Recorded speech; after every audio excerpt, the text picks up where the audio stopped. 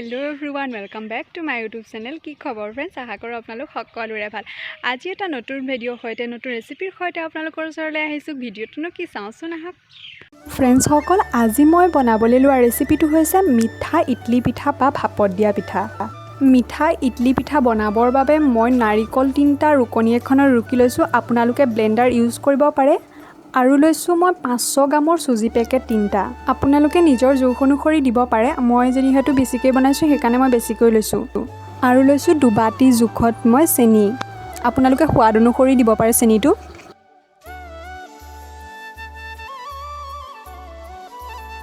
আৰু লৈছো মই 50 গ্ৰাম জোখৰ ঘিউ বটল এটা আৰু ইয়াতে যোগ কৰিছো মই গৰু গাখীৰ দুবাটি আৰু দুবাটি যদি আপোনালোকে কম হয় পাছত আপোনালোকে মিক্স কৰিব পাৰে সকলোখিনি দিয়াৰ পাছতে এতিয়া মই ভালদৰে মিক্স কৰি লম গুটেখিনি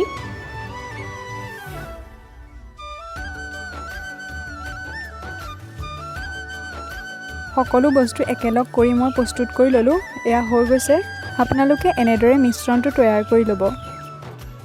মই পিঠাটো বনাবৰ বাবে এডাল ষ্টেণ্ড লৈছো আপোনালোকৰ ঘৰত যদি কোনো ষ্টেণ্ড নাথাকে তেনেহলে আপোনালোকে কেটলিৰ হাফৰত দিও বনাব পাৰে মিশ্ৰণখিনি মই ষ্টেণ্ডডালত ভালদৰে যিমান পৰিমাণে ধৰে সিমান পৰিমাণে মিলাই লৈছো 3 লিটাৰ কুকাৰ এটাত মই 1.5 কাপ পানী দি ষ্টেণ্ডডাল ভৰাই দিছো ষ্টেণ্ডডাল ভৰোৱাৰ পাছত হাফৰ মাৰি দুটা সিটি মাৰিবলৈ দিম আপোনালোকে যদি গৰম পানী ব্যৱহাৰ কৰে তেনেহলে এটা সিটি মাৰিলে হ'ব এতিয়া আমাৰ পিঠাখিনি প্ৰস্তুত হৈ গৈছে